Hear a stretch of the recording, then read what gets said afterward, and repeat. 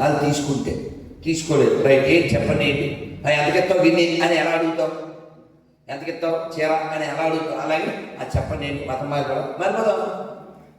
మారిపోదాం ఏంటి ఎందుకు మారితే ఏంటి లాభం, పరలోకం. రైట్, ఎవరున్నారు అక్కడ, రైట్, ఎవరితో మాట్లాడచ్చు, అది ఉన్నట్టు ఏదైనా లొకేషన్ పెట్టు.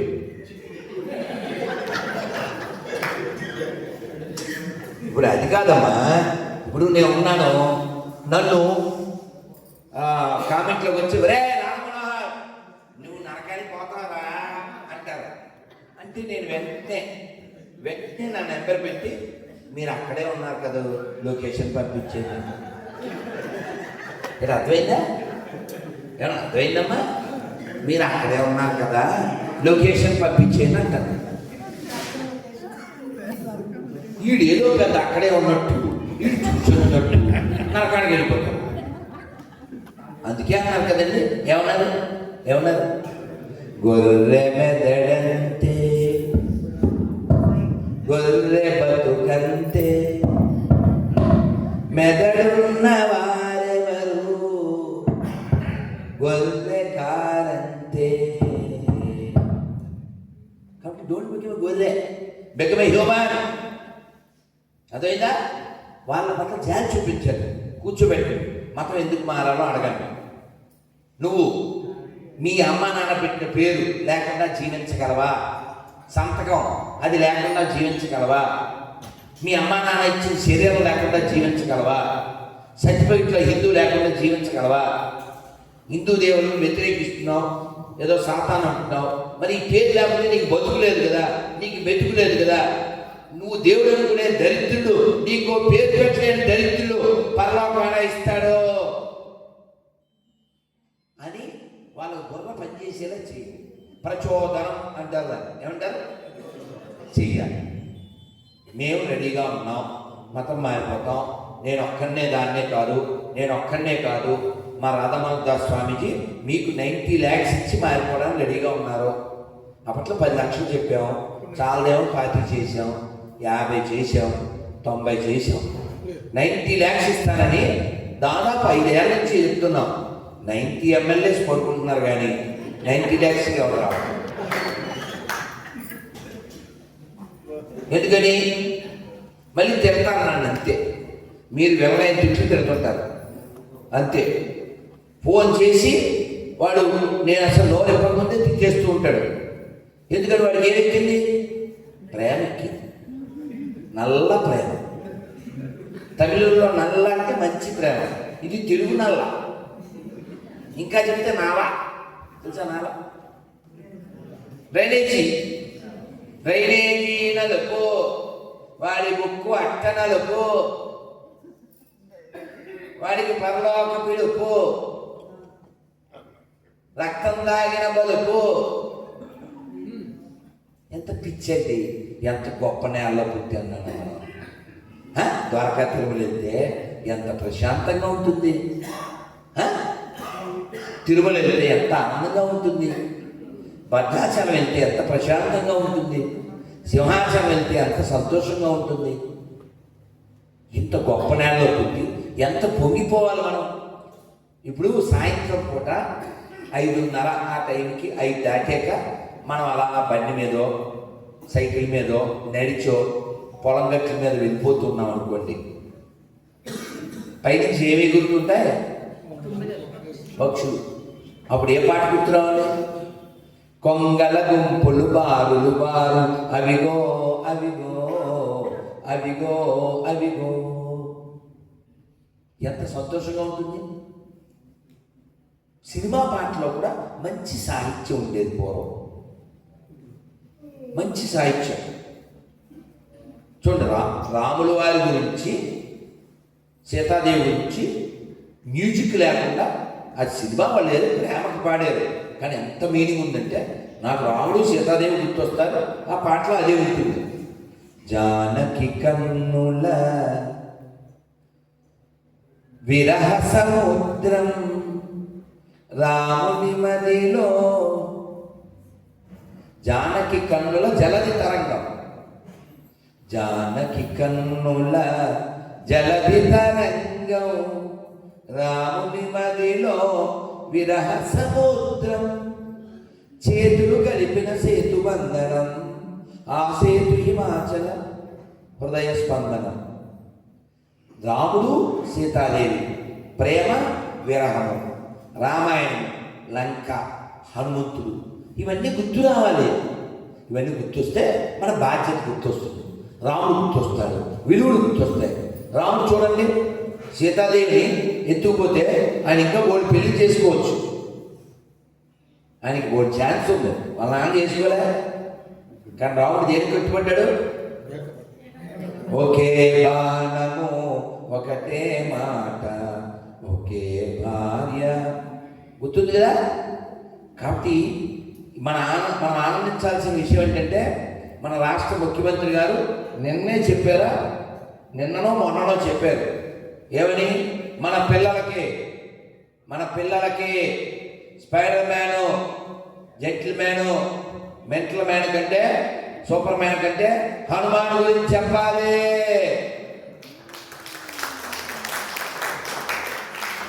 శివుడు విషం తాగి లోకాన్ని రక్షించాడని చెప్పాలి, రామరాజ్యం గొప్పదనం చెప్పాలి అని మన రాష్ట్ర ముఖ్యమంత్రి చంద్రబాబు నాయుడు గారు మనం చెప్పడం చాలా ఉదాహరణ, ఖచ్చితంగా మెచ్చుకుని తీరాల్సిన విషయం. ఈ మార్పు రావాలి. అలాగే చంద్రబాబు నాయుడు గారు పాస్టర్లకి ప్రజల డబ్బులు ఇవ్వడం మానేయాలి, ఇది కూడా చెప్తున్నారు. మరి ఎవరి డబ్బులు అవి? ఎవరి డబ్బులు? రైతులకి విత్తనాలకు ఇవ్వాలి డబ్బులు, పాస్టర్ల పెత్తనాలకు ఇవ్వకూడదు. రైతుకి ఇస్తే అన్నం పెడతాడు, పాస్టర్కి ఇస్తే కన్నం పెడతాడు, కుటుంబాలను కూల్చుతాడు. అన్నం పెట్టే రైతు కావాలా, కన్నం పెట్టే పాస్టర్ కావాలా? జై జవాన్, జై జవాన్, జై జవాన్. ఇంకో విషయం, ఈ న్యూస్ మన సీఎం గారి దాకా వెళ్ళాలని కోరుకుంటున్నాను. ఎవరైతే డబ్బులు తీసుకుంటున్నారో వాళ్ళు పాస్టర్లని పిలువబడతారు. పాస్టర్ అవ్వాలంటే ముందు వాడు ఏమవ్వాలి? క్రైస్తవుడు అవ్వాలిగా, అవునా? వాడి సర్టిఫికెట్లు ఏముంటుంది అంటే ఆడు ఎవడేసాను? ఇంకా బాగా చెప్తాను మీకు.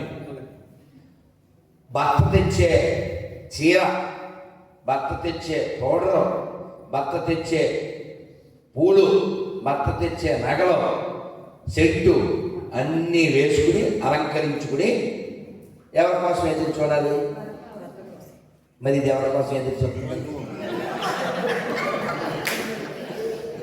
అర్థమైందా? అర్థమైందా? వెనకాల పోలీసు వాళ్ళకి అర్థం అవుతుంది, మీకు అర్థం కాదేంటి?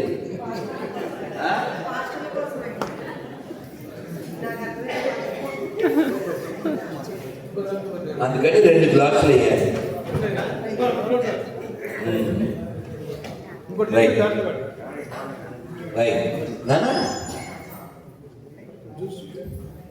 కాబట్టి మనకి ప్రయారిటీ హ్యుమానిటీ, మనకి ప్రయారిటీ మొరాలిటీ. మొన్న మధ్య ఫోన్లో గట్టిగా 4 రోజుల క్రితం ఒక ముస్లిం అబ్బాయి ఫోన్ చేశాడు. గురువుగారండి ఏదేదో మాట్లాడుతుంటే నేను చెప్పాను,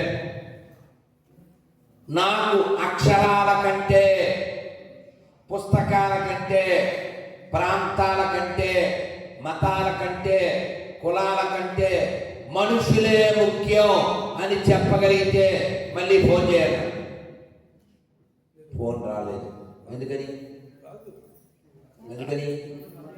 ఏది ముఖ్యమో అతను ఫిక్స్ అయిపోయాడు. మనం మాత్రమే ఎంత ఎదవడం అంటే, ఇందాక వీడియో చూశాను, పాకిస్తాన్లో సిక్కు అబ్బాయిని ఒంటి మీద బట్టలు లేకుండా బాధేస్తున్నాడు, అరుస్తున్నాడు, ఏడుస్తున్నాడు. 2 ఫోటోలు పెట్టి, ఒక వీడియో ఫోటో పెట్టారు. Sikh in India, Sikh in Pakistan. ఇక్కడ సిక్కు గొడుగు పట్టుకుని పంది ఏదో చదువుకుంటుంటే పైన వాడు గొడుగు పట్టాడు, అక్కడ వాళ్ళని సావదొక్కుతున్నారు. కాబట్టి అసలు సిక్కు మతం ఎందుకు పుట్టిందో ఆ సిక్కుకు తెలిస్తే అలాంటి దిక్కుమాలు పనిచేస్తాడా? డిసెంబర్ 25 అంటే మనకి ఎవడో నాన్న ఎవడో తెలియనోడు పుట్టినోడు అది కాదు. డిసెంబర్ 20 అంటే గురు గోవింద్ సింగ్ కొడుకుల బలిదానం గుర్తు రావాలి. 7 ఏళ్ళు పిల్లలు, 9 ఏళ్ళ పిల్లోడు, ఆ పిల్లలిద్దరిని ఔరంగజేబు వాడు సజీవంగా ఇటుకలు కట్టి సమాధి చేశాడు. అలా ఇటుకలతో కట్టేస్తుంటే అన్న ఏడుస్తున్నాడు. గురుగోవింద్ పెద్ద కొడుకు, అన్నయ్య చావుస్తుందని భయంగా ఉందా అన్నాడు 7 ఏళ్ళు.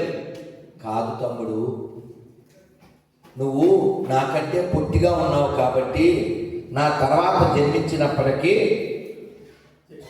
అది పాయింట్ కాదు, అది తీయాలి. ఎవరికైనా చెప్పండి.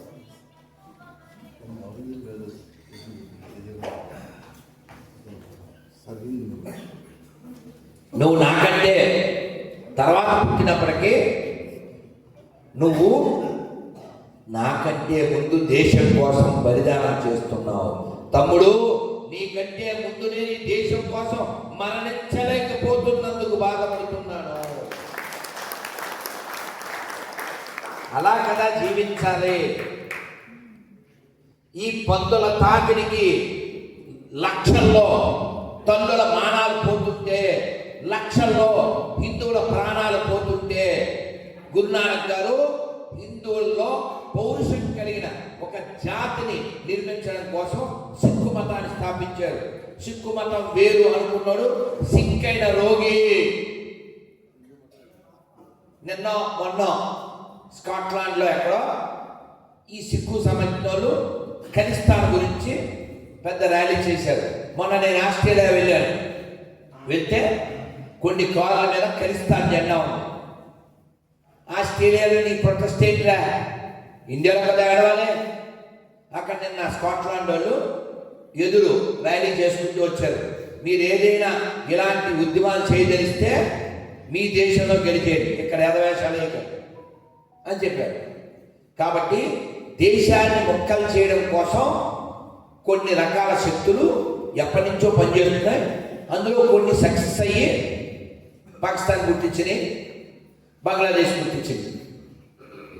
ఇంకా దరిద్రం ఏంటంటే ప్రతి పాత బస్తీ ఓ పాకిస్తానే, ప్రతి పాత బస్తీ ఓ మినీ పాకిస్తాన్. అది అక్కడికి వెళ్ళి మన పోలీసులు చలానా కట్టమని అడగలేదు, కరెంటు బిల్లు కట్టమని అడిగితే కొడతారు. అలాంటి వాళ్ళకి నువ్వు సబ్సిడీ ఇచ్చే పనికి మాల. ఆ తర్వాత ఏం చెప్పాలి? నేను ఎవరికైనా చెప్పచ్చు కదా.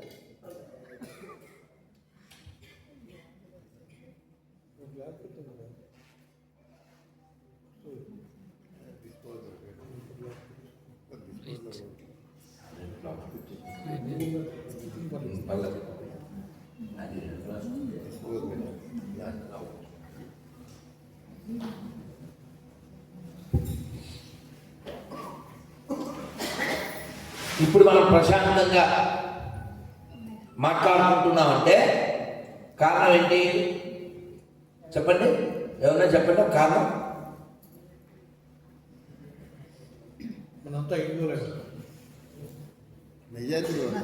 ఇది ఆన్సర్. ఏం పేరు సార్ మీ పేరు? మీరండి, ఇలా రండి. ఏం పేరు సార్ మీ పేరు? గట్టిగా ఉన్నారా? సమాధానం. మనం ప్రశాంతంగా ఇలా మీటింగ్ పెట్టుకోవడానికి కారణం ఏంటి సార్? At present we are in majority. Love you సార్. అదే ఆన్సర్. Thank you. అదవుతుందా మీకు? హిందువులు మెజారిటీగా ఉన్నంతసేపే ఈ సభలో, పండగలు, ఉత్సవాలు, పెళ్ళిళ్ళు, జాతరలు. ఒక్కసారి నువ్వు మైనారిటీ అయ్యాక దేవాలయాలు ఉండవు, నీ కూతురు ఉండదు, అసలు నీ బతికే ఉండదు. ఎవరైనా దరిద్రులు అన్ని మతాలు సమానం అంటే నా చెప్పులు కాస్ట్ 700 అండి, ఒకటైతే 350.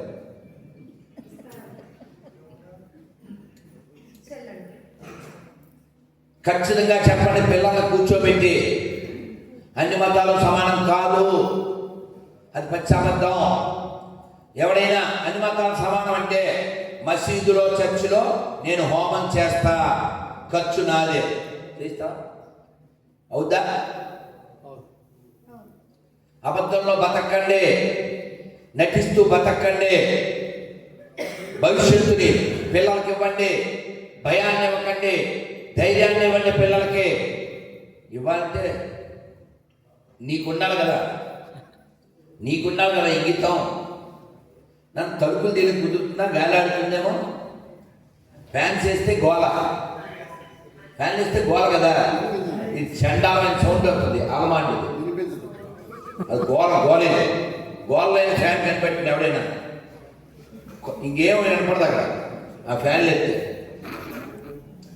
సో మనం పిల్లలకి కూర్చోబెట్టి చెప్పాలి, ప్రాక్టికల్గా ఉండండి. ఏంటి ప్రాక్టికల్ చెప్పండి. ఒక పాయింట్ ఎవరన్నా తల్లులు ప్రాక్టికల్గా ఒక పాయింట్ చెప్పండి. ప్రాక్టికల్గా ఉండడం అంటే ఏంటి? ఒక పాయింట్ చెప్పండి, ఒక పాయింట్ చెప్పండి. ప్రాక్టికల్గా ఉండేది ఏమిటా నిజం? మన దేశం మన ధర్మం, మన దేశం మన ధర్మం నిజం అండి. ఆ నిజంలో బతుకు. ఇంకా ఏమండి ఏమన్నారు? అబ్బా ఏం పేరు మీ పేరు?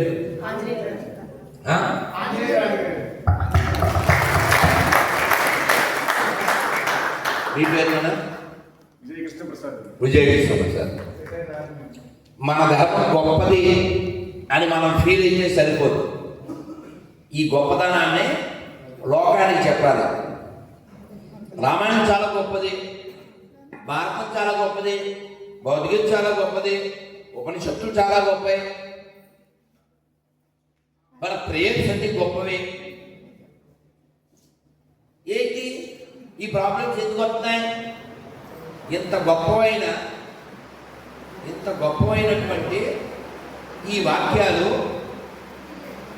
ఈ ధర్మం, ఈ నీతి సూత్రాలు నువ్వు ఎవరికి ఇచ్చావు? ఎవరికి చెప్పావు? ఫ్యాన్లా కట్టేదనే గోళ నీకు దండం నాయన. నేను బయట కూర్చున్నా కావాలి, అది ఫ్యాన్ కాదు నాయన, గాను.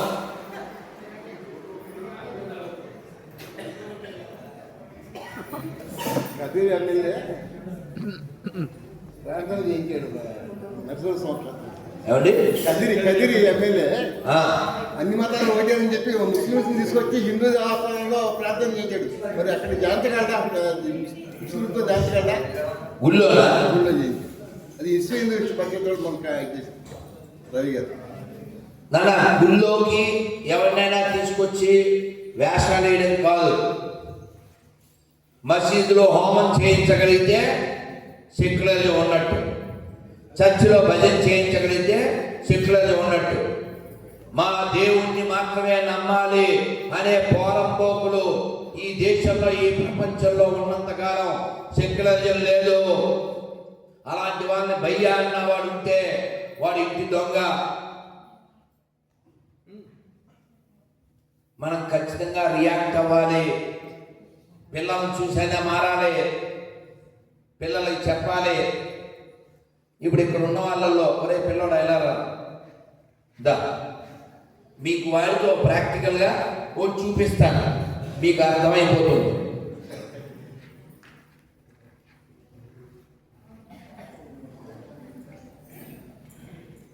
ఏం పేరు?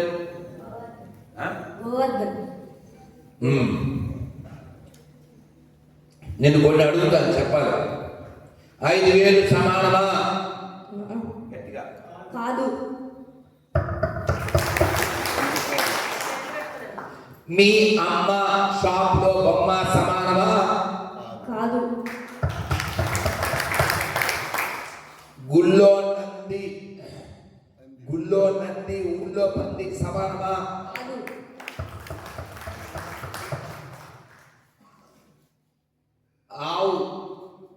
ఆవుని మేపేవాడు, ఆవుని కోసుకుని వేసేవాడు సమానమా? కాదు. అన్ని మతాలు సమానమా? కాదు.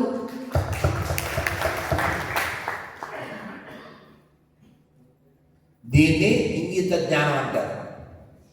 ఇది లేకపోతే ఏముంటుందో చెప్పరా? అమెరికాలో జరిగింది. థ్యాంక్ యూ కదా, కూర్చో. అమెరికాలో జరిగింది. ఒక అమ్మాయి అక్కడే పుట్టింది, ఇండియన్ అమ్మాయి. దానికి వాళ్ళ అమ్మా నాన్న సెక్యులరిజం అనే వైరస్ ఎక్కించారు. దానికి 20 ఏళ్ళు 22 ఏళ్ళు వచ్చిన ఆ పిల్లకి వచ్చాక ఎవడో శరీర భాగం పోసుకునేవాడిని చేసుకుని ఇంటికి తీసుకొచ్చి అమ్మా అల్లుడు దట్స్ గిల్లుడు. వాళ్ళమ్మ ఏంటే ఈయన చేసుకొచ్చావు, నీగ్రో గారిని, ఈ కర్రోడిని, ఈ వెర్రోడిని అందే. అంటే mummy what you are talking, you told from the beginning all are equal no అందే. తీర్పలా ఇప్పుడు ఏం చేస్తాడు వీడు? వాడికి తల్లి చెల్లి అక్క ఏం తేడా లేదుగా. వాళ్ళ అమ్మను కూడా ఈయన పెళ్లి చేసేసుకుంటాడు. అదే వాళ్ళ ఆచారం అది. అక్క కుక్క చెక్క తేడా లేదు కదా.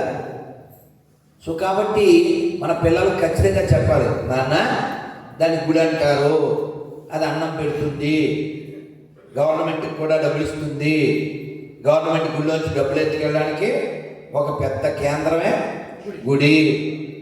గుడి దేవాలయాలకు సంబంధించిన భూములు గవర్నమెంట్ దొబ్బేస్తుంటుంది, అమ్మేసుకుంటుంటుంది, పథకాలకు వాడేసుకుంటుంటుంది.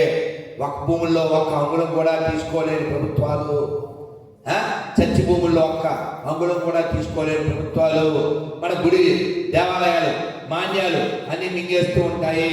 గుడి ప్రభుత్వాన్ని కూడా బతికిస్తుంది, పక్షులు కూడా బతికిస్తుంది, ఈ దేశాన్ని బతికిస్తుంది. అది గుడి. ఇంకా చర్చి మసీదు దేశానికి ₹1 లాభం లేదు. ఎదురు మన ట్యాక్స్ డబ్బులు అవి మన దరిద్రులు వాళ్ళకి ఇచ్చేస్తుంటారు. మన గుళ్ళో అన్నం పెడతాం, మనుషులకు మాత్రమే కాదు, చుట్టూ 8 బలిపీఠాలు ఉంటాయి, అక్కడ అన్నం పెడతాం.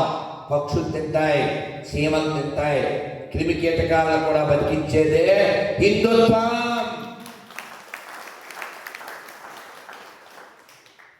అన్ని ప్రాణులు చంపుకు తినేవే ఇతర మతాల తత్వం. మీరు కావాలంటే చెక్ చేయండి. ప్రాక్టికల్టీ అంటే ఏంటో నేను చెప్తాను. ప్రపంచంలో ఆయుధాలు ఎక్కువ తయారు చేసే దేశాలు ఏవి? నెట్లో కొట్టడం కావాలి, ఏమొస్తాయి?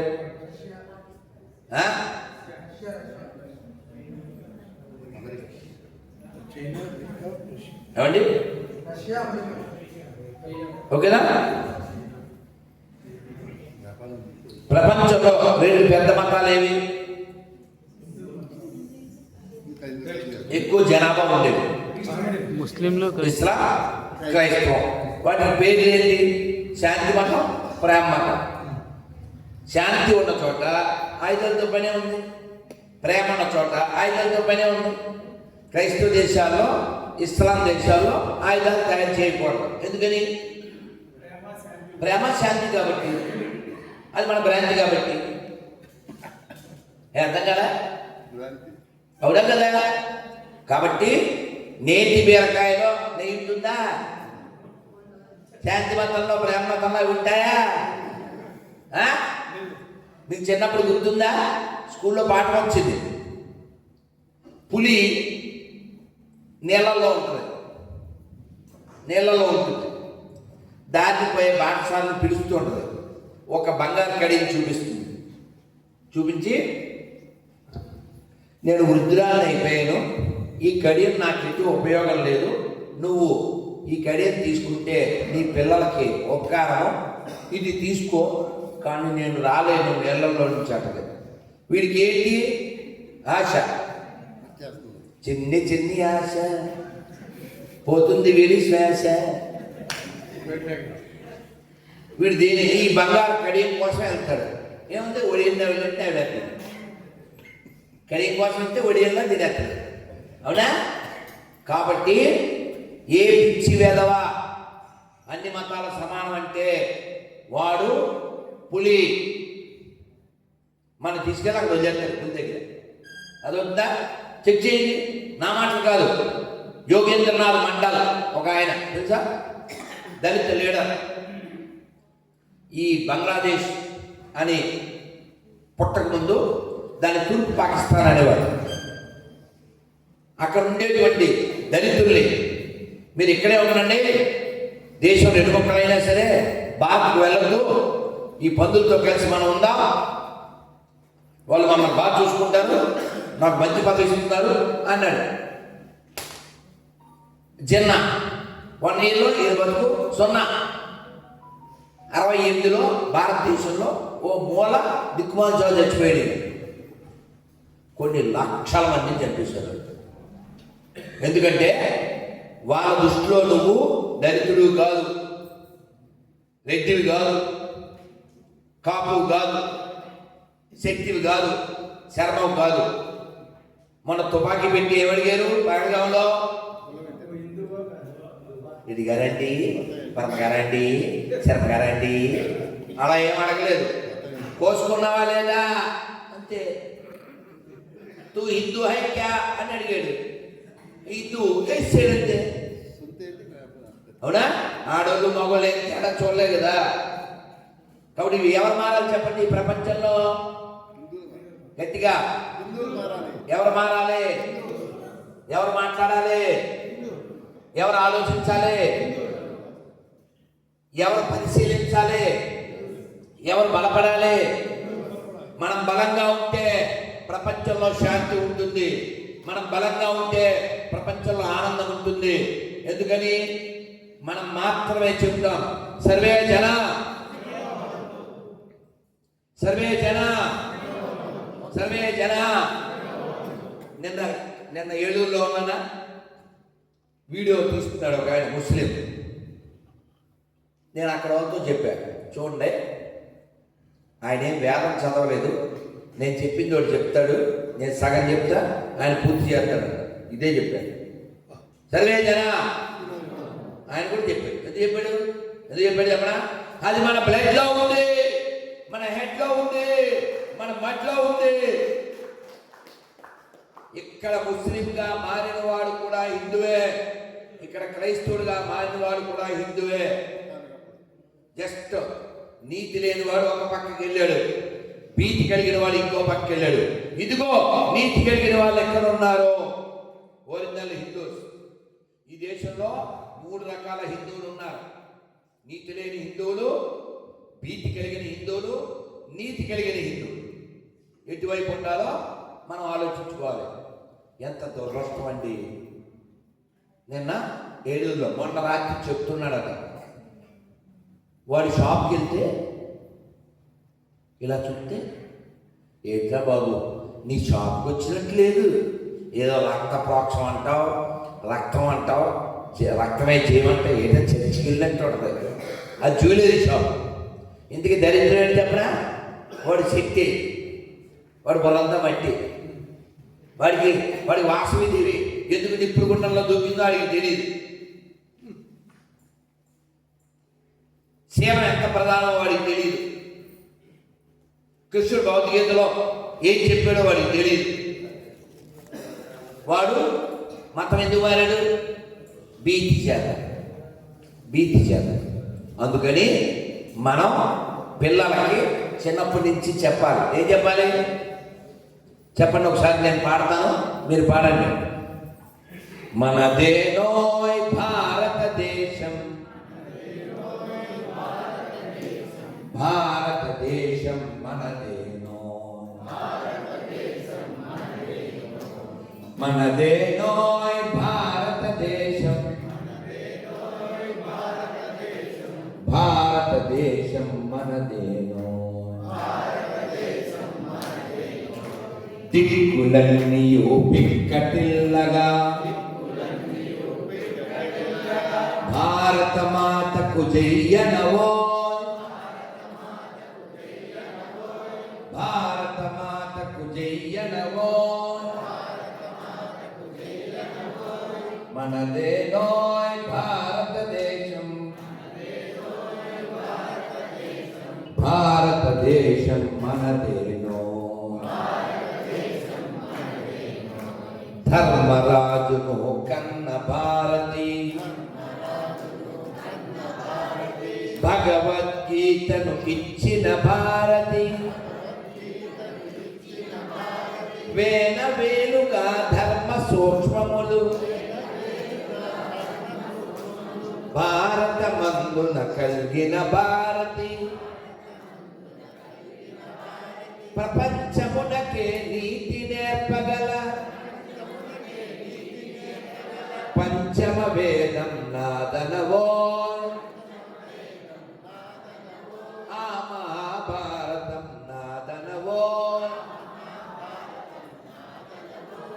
మనదేనోయ్ భారతదేశం భారతదేశం మనదేనో పుష్యమిత్రుడు తాంత్యాతోపే రుద్రమదేవి ఝాన్సీ రాణులు సువర్ణ పుటలతో చరిత్ర నింపిన భారతి బిడ్డలు వారనవో వారంతా నా వారనవో మనదేనోయ్ భారతదేశం భారతదేశం మనదేనో ఆదిశంకరుని శంకారావం అగస్త్య మౌని ధర్మ ప్రచారం సమర్థ రాముడు పరమహంసలకు సమర్థ రాముడు పరమహంసలకు జన్మనిచ్చిన పుణ్యభూమిని ప్రపంచ సభలో గర్జన చేసిన ప్రపంచ సభలో గర్జన చేసిన భారతవాణి నాదనవో ఆ వివేకవాణి నాదనవో మనదేనోయ్ భారతదేశం భారతదేశం మనదేనో దిక్కులన్నీయు పిక్కటిల్లగా భారత మాతకు జయ్యనవో భారత మాతకు జయ్యనవో భారత మాతకు జయ్యనవో భారత్ మాతా కీ భారత్ మాతా కీ భారత్ మాతా కీ జై శ్రీరామ్ జై శ్రీరామ్. ఇందాక ప్రాక్టికల్ గా ఆలోచించడం అంటే ఏంటి అని అడిగారు. ఓ చిన్న ఉదాహరణ ఇస్తాను.